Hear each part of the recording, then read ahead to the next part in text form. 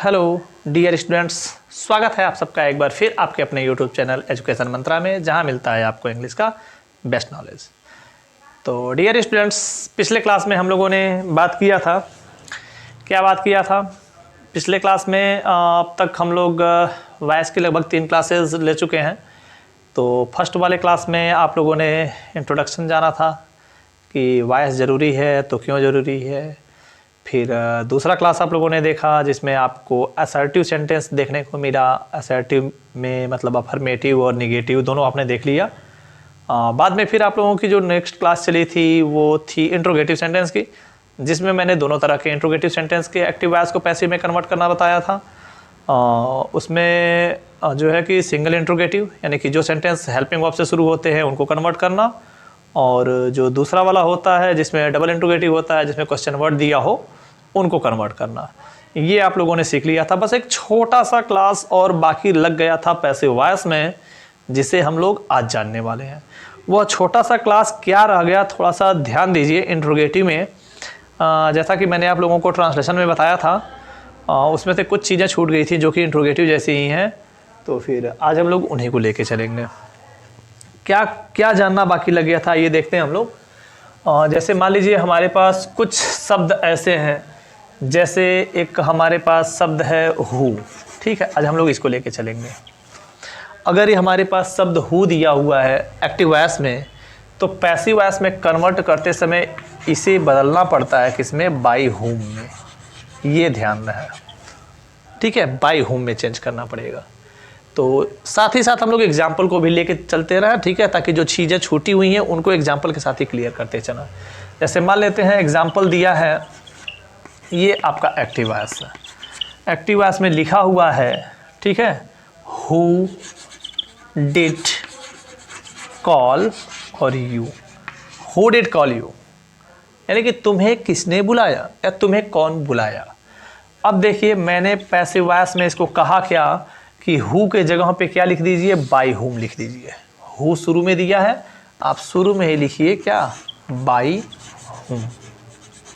ध्यान रहे, who subject का काम करता है। हु सब्जेक्ट का काम करता है तो ऑब्जेक्ट बना दिए।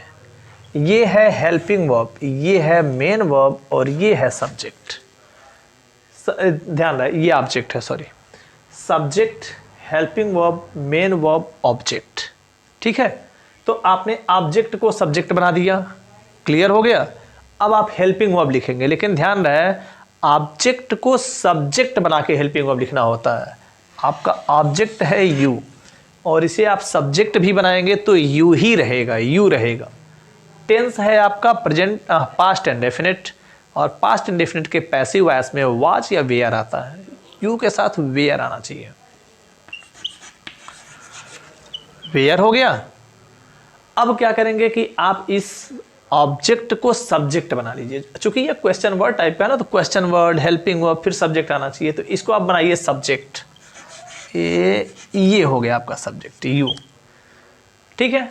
अब टेंस देख लीजिए, हाँ वेयर आपने लिख ही दिया है। अब वर्ब का थर्ड फॉर्म बचा है, तो थर्ड फॉर्म हो जाएगा कॉल्ड, और यहाँ पे क्वेश्चन मार्क। देखिए इजी है ना, by whom were you called. ज़्यादा कंफ्यूज नहीं होना है आपको, एक बार मैं फिर से समझा रहा हूँ, आराम से समझा रहा हूँ, आराम से समझिए। हु एक क्वेश्चन वर्ड है और हु सब्जेक्ट भी है। तो सब्जेक्ट है तो ऑब्जेक्ट बनाएंगे तो इसको हुम कर देंगे। क्वेश्चन वर्ड और हुम, ये हो गया, क्लियर है। इसके बाद आपको लगाना है यहाँ पे हेल्पिंग वर्ब, और आपका हेल्पिंग वर्ब हमेशा सब्जेक्ट के हिसाब से आता है, और सब्जेक्ट आता है ऑब्जेक्ट से। ऑब्जेक्ट है यू, सब्जेक्ट बनाएंगे यू, तो यू के साथ आएगा where. Question word, helping verb, where. उसके बाद सब्जेक्ट हो गया यू और थर्ड फॉर्म हो गया कॉल्ड। एक एग्जांपल और समझ लीजिए और आसान हो जाए। Who will teach her. Who will teach हर। अब आपके रूल के अकॉर्डिंग अगर आपने हु देखा है तो हु को कन्वर्ट करना पड़ेगा बाय हुम में। किसमें? बाय हुम में। इतना क्लियर है। ये क्वेश्चन वर्ड भी है और सब्जेक्ट था तो ऑब्जेक्ट बन चुका है। अब आप अपने सब्जेक्ट को ढूंढिए, और सब्जेक्ट कहाँ से आएगा? ऑब्जेक्ट से।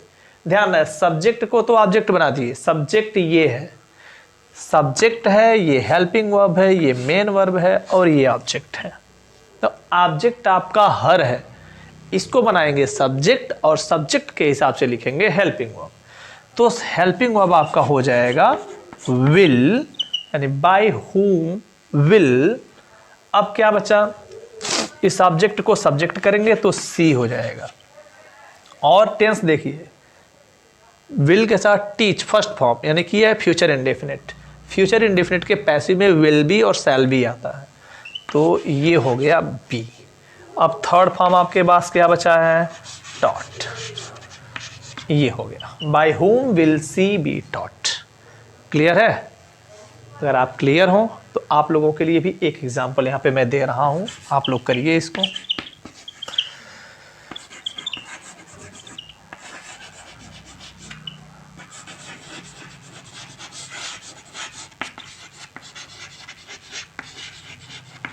देखिए, थोड़ा सा मैं हिंट कर दूं, ये हु क्वेश्चन वर्ड और सब्जेक्ट दोनों है, हेल्पिंग वर्ब है, मेन वर्ब है, और ये है ऑब्जेक्ट। ठीक है, इसको देख के आप लोग आसानी से इसका पैसिव वॉइस बना सकते हैं। ठीक है, कर लीजिए। चलिए ठीक है, मैं बोल दे रहा हूँ। हु को बदल देंगे तो ये हो जाएगा बाय होम। ठीक है, ये हैज के साथ बॉट दिया है, प्रेजेंट परफेक्ट टेंस सही है, तो बाय हुम। अब उसके बाद ऑब्जेक्ट आपका क्या है? A new car. इसी को देख के आप इसी को सब्जेक्ट बनाने वाले हैं, और जब सब्जेक्ट बनाएंगे तो वर्ब भी देना पड़ेगा इसी के हिसाब से।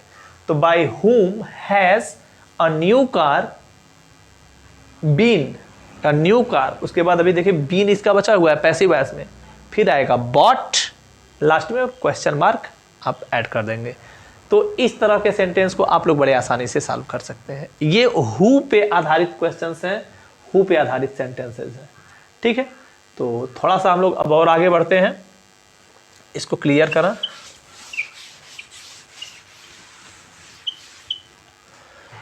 ठीक है, चलिए आइए देखते हैं।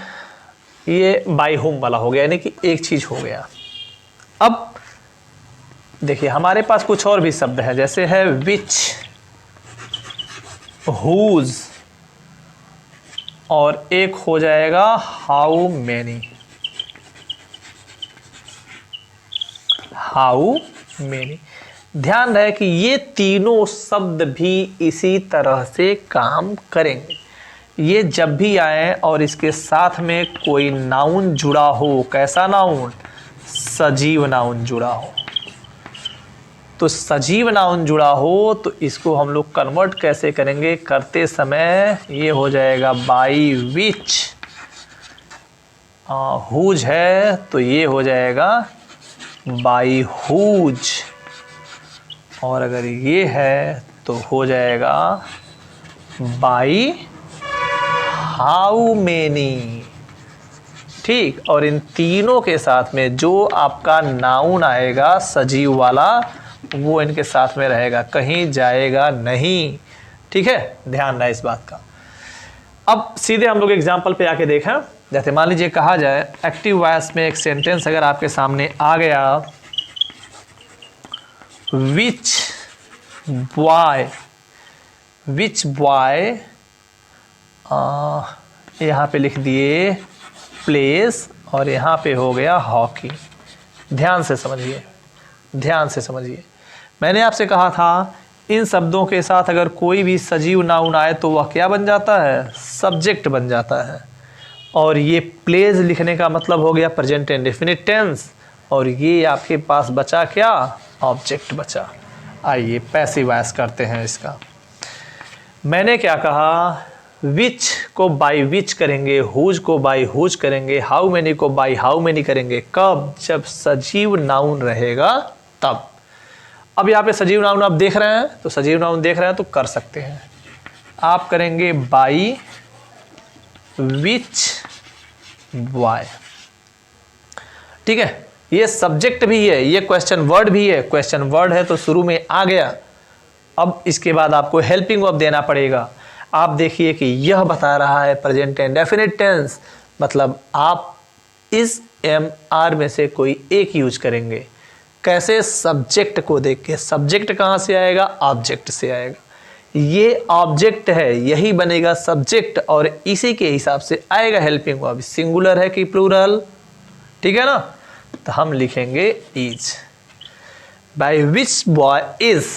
अब क्या बचा? सब्जेक्ट आपका आ गया हॉकी, और वर्ब का थर्ड फॉर्म लिखेंगे तो प्लेड हो जाएगा, क्वेश्चन मार्क ऐड करेंगे। क्लियर है ना? थोड़ा सा उलझा हुआ है, बट डोंट वरी, सही है, सब समझ में आएगा। चलिए अगला एक और एग्जाम्पल देखा जाए।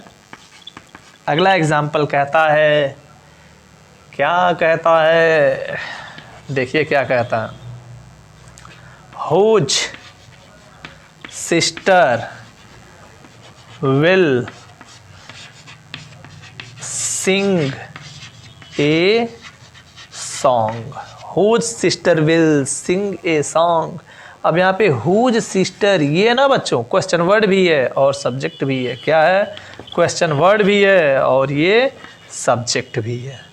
ये आप हेल्पिंग वर्ब देख रहे हैं, ये मेन वर्ब है, और ये क्या है? ऑब्जेक्ट है। ये है आपका OBJ ऑब्जेक्ट, ये है मेन वर्ब। बाकी तो हेल्पिंग वर्ब दिख रहा है आपको। आप देखिए हुज के साथ सजीव नाउन आया है सिस्टर। सिस्टर सजीव होता है, सजीव नाउन है ये। पैसिव में कन्वर्ट करते समय बाई यूज करेंगे शुरू में, यानी ये होगा बाई हुज सिस्टर। ये क्या बन गया? क्वेश्चन वर्ड भी। देखिए अब दो चीज़ बन गया ये। एक तो क्वेश्चन वर्ड है, चूंकि सब्जेक्ट भी था तो इसे हम लोग ऑब्जेक्ट कह देंगे, कोई दिक्कत नहीं। क्वेश्चन वर्ड और ऑब्जेक्ट दोनों बन गया। अब क्या करेंगे? इसको देखते हुए आप हेल्पिंग वर्ब यूज करेंगे। ये विल सिंग क्या कह रहा है? कह रहा है कि यह फ्यूचर इंडेफिनिट टेंस है। ठीक है, ये कह रहा है कि फ्यूचर इंडेफिनिट टेंस है। तो आप क्या करिए? लिख दीजिए, ठीक, विल। अब इस ऑब्जेक्ट को सब्जेक्ट बनाइए, तो ये हो जाएगा ए सॉन्ग, और थर्ड फॉर्म बचा है तो यहाँ पे संग लिख दीजिए, क्वेश्चन मार्क लगा दीजिए, फिनिश। ठीक है, आई होप कि आप लोग ये चीज़ों को समझ चुके हैं। तो समझ चुके हैं तो ध्यान ना नोट करते चलिए आप लोग। ठीक है, कहना ना पड़े, बैक कर लीजिए। अगर कहीं कुछ नोट करना है, कुछ लिखना है, समझना है, तो थोड़ा बैक कर करके देखते जाइए, नोट बनाते जाइए। सारी अच्छी चीज़ें हैं, आपको समझ में आना जरूरी है। ठीक है, मे भी न मिला, मे भी सामने न आए कभी, तो क्या करेंगे? ये है तो परमानेंट है, कभी भी जब चाहे तब देख सकते हैं। ठीक है, तो आई होप ये समझ में आ गया है। तो इससे रिलेटेड कुछ और भी चीज़ें अभी बाकी हैं, तो चलिए हम लोग उसको भी क्लियर कर लेते हैं। Okay,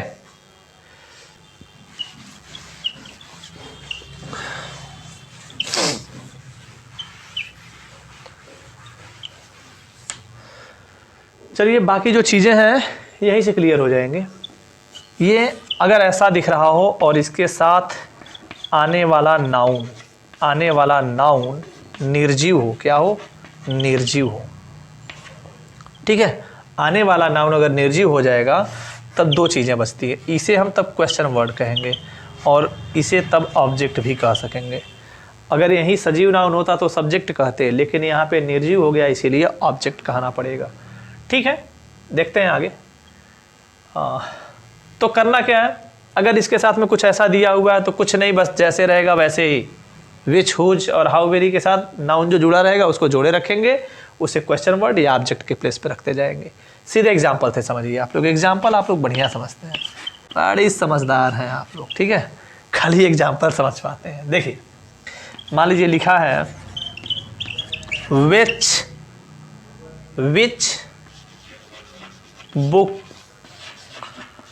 which book do you like. ध्यान रहे, समझिए, विच बुक ये आपका क्वेश्चन वर्ड भी है और आप इसको ऑब्जेक्ट भी बोलिए, कोई दिक्कत नहीं है। क्वेश्चन वर्ड और ऑब्जेक्ट दो चीज़ें, ये हेल्पिंग वर्ब है, ये सब्जेक्ट है और ये मेन वर्ब है। पहले आप टेंस को पहचान लीजिए, क्योंकि ऑब्जेक्ट आपके पास है तो टेंस को पहचानना जरूरी है। Present tense, present indefinite tense. Do कहता है कि मैं प्रेजेंट इंडेफिनिट हूँ, डू क्या कहता है? मैं प्रेजेंट इंडेफिनिट हूँ। चलिए कोई दिक्कत नहीं। तो आप जानते हैं कि डू प्रेजेंट इंडेफिनिट है। चलिए हम लोग पैसिव वॉइस में चलते हैं, आगे बढ़ते हैं। चूँकि यह क्वेश्चन वर्ड है, कहीं जाएगा नहीं, अपने जगह पे ही रहेगा। यानी कि ये हो गया विच बुक। कोई डाउट है इसमें? नहीं है। विच बुक क्वेश्चन वर्ड है, और ये ऑब्जेक्ट भी था तो अब सब्जेक्ट की जगह पे आ गया है। अब हेल्पिंग वर्ब की बारी है, ठीक है। देखिए डू क्या कह रहा है कि मैं प्रेजेंट इंडेफिनिट हूँ, तो पैसिव वॉइस में जाएंगे तो इज एम आर यूज करेंगे, और आप इसको देखते हुए क्या यूज कर देंगे, इज, ठीक है। Which book is. अब यहाँ पे मेन वर्ब का थर्ड फॉर्म आना चाहिए तो आ भी गया, लीजिए आ गया, ठीक। अब बचा है सब्जेक्ट। आप जानते हैं सब्जेक्ट को बाई प्लस ऑब्जेक्ट के रूप में लिखा जाता है। कैसा लगा, ठीक है कैसा लगा, सही है। अच्छा चलिए अगला एग्जाम्पल पे आइए। मान लेते हैं आपके पास सब्जेक्ट हो गया हाउ मेनी बुक्स। चलिए how many books did he by. आइए हाउ मेनी के साथ क्या आ गया, बुक क्या है, निर्जीव है, मतलब ये क्वेश्चन वर्ड और ऑब्जेक्ट दोनों चीज है, ठीक है, कोई दिक्कत नहीं है। हाउ मेनी बुक्स, अगर यह ऑब्जेक्ट था, क्वेश्चन वर्ड और ऑब्जेक्ट था, तो मैंने इसे सब्जेक्ट बना दिया।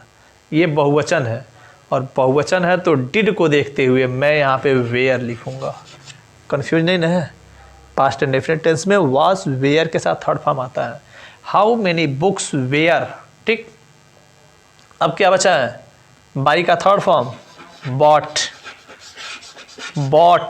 बाई, और ही हमारा सब्जेक्ट है, बन जाएगा हिम। Finish, clear.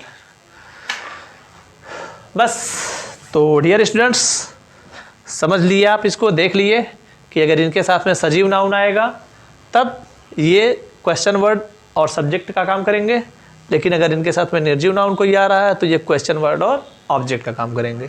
तो उसी के हिसाब से हम लोगों का सेंटेंस आगे की ओर बढ़ा हुआ है।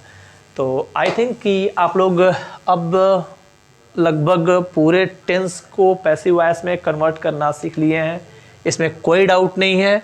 केवल यही बचा था, हु बच गया था, ये विच, हुज, हाउ मेनी, और इसके साथ सजीव निर्जीव, यही सब बचा हुआ था।